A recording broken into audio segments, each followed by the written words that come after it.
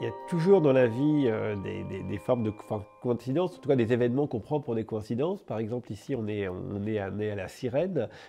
Et quand on arrive pour tourner dans cet hôtel-restaurant qui est fermé aujourd'hui, on tombe sur la personne qui tient cet hôtel et qui connaît très bien Michel Bussy, l'auteur, puisqu'elle était encore en train de lire ses livres quasiment la veille.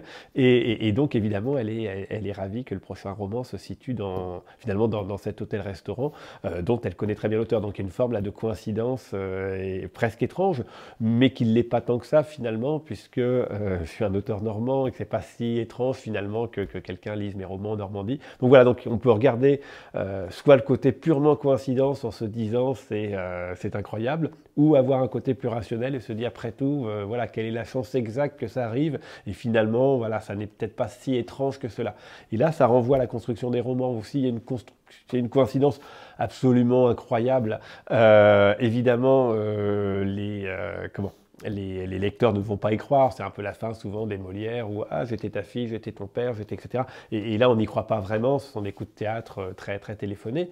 Après, si on a toute une construction qui amène finalement à faire que la coïncidence était finalement assez logique, et bien là on tombe sur des constructions qui deviennent beaucoup plus plausibles, et donc on n'est plus tout à fait sur des coïncidences, on est sur des constructions, on est sur des formes d'engrenage, on est sur des formes on dit parfois un peu de forçage, hein, c'est comme voilà, celui qui va tirer une carte au hasard, bah non, on peut arriver à forcer finalement à tirer la carte que l'on voulait.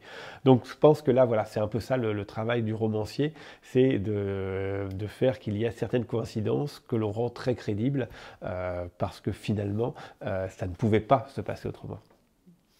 Alors ça, la Sirène, il n'y a pas de coïncidence.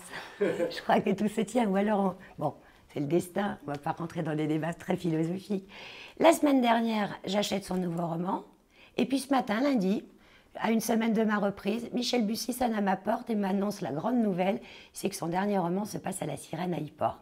Je suis extrêmement contente, d'une part, d'avoir rencontré l'homme qui se cache derrière l'écrivain, très flattée aussi que Yport serve de décor à son prochain roman, avec tout le côté mystérieux, nos falaises, notre chicard, l'esprit de Maupassant qui est encore omniprésent dans les mentalités du Pays de Caux.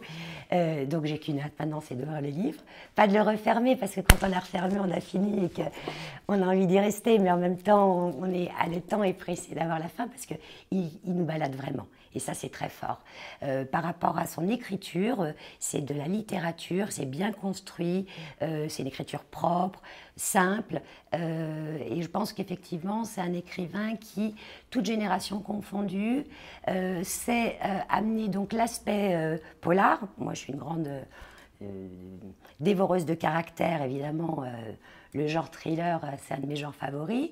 Mais en même temps, derrière tout ça, on a une jolie écriture, fluide, avec encore une fois, les personnages extrêmement bien décrits dans leur psychologie, dans leur sensibilité, et aussi les paysages qu'il sait bien mettre en avant, et tous ces décors qui nous tiennent. Voilà.